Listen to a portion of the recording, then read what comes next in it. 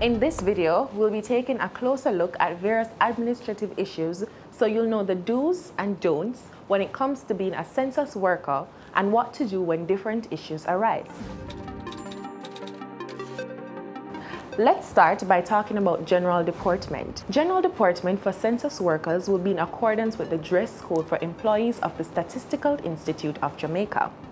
All employees, including census workers, should be aware that they're representing the institute while they're on the job, and as such are required to maintain a standard of professionalism and project a positive image. Employees who are engaged in fieldwork may dress according to the location assigned.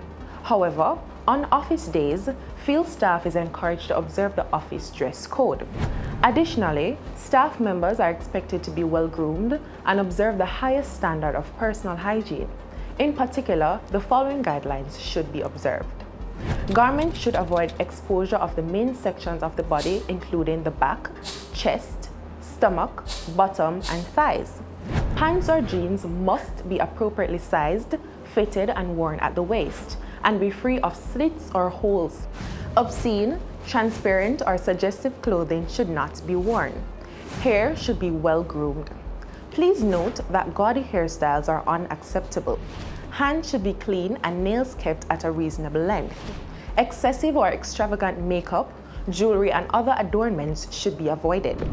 Let's talk about footwear. Flip-flops are unacceptable. Slippers, however, may be permitted for medical reasons. Let's now turn our attention to disciplinary and grievance matters. During your stint with us, disciplinary or grievance matters may arise. If this happens, the issue will be handled in accordance with the government's disciplinary policy for public bodies, which was developed in keeping with the provisions of the Labor Relations and Industrial Disputes Act and the Labor Relations Code. The government's policy will be used in conjunction with Statin's prevailing human resources policy. Communication is key to ensuring that we have a smooth census taking process. We'll therefore be in touch with you regularly using various modes of communication. However, the preferred method will be via email. While a lot of the communication will generally be routed through the census area managers and census supervisors, there will be instances where you may be contacted directly. Census takers will be paid a fixed rate per completed household and individual questionnaires, contingent on approval. They will also be paid a fixed amount for traveling for the period. Census supervisors will be paid a fixed traveling allowance and a fixed salary, one-time payment for the data collection period.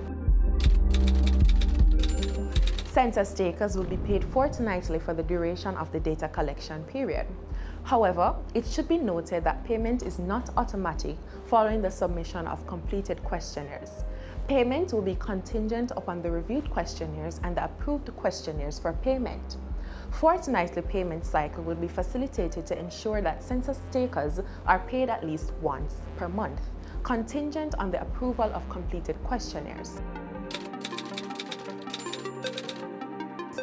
Prior to appointment, all employees, including census workers, will be required to sign an agreement to abide by the Institute's confidentiality requirements.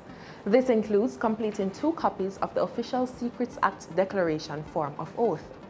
You are not permitted to disclose confidential information to anyone, including but not limited to the press or media.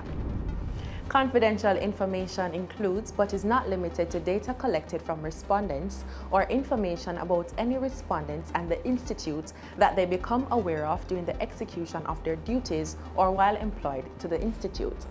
This obligation continues to apply after the termination of employment. All confidential information, both paper copy and computerized, should be secured to prevent unauthorized access or observation. Remember, you count, me count, all we count.